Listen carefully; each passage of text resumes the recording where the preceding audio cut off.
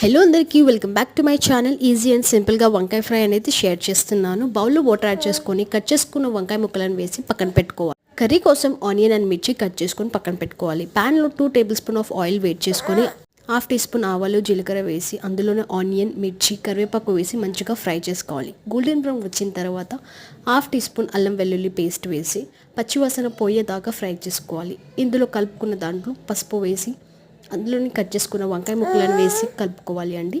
మంచిగా కలుపుకున్న తర్వాత లిడ్ అనేది క్లోజ్ చేసి పక్కన పెట్టుకోవాలి.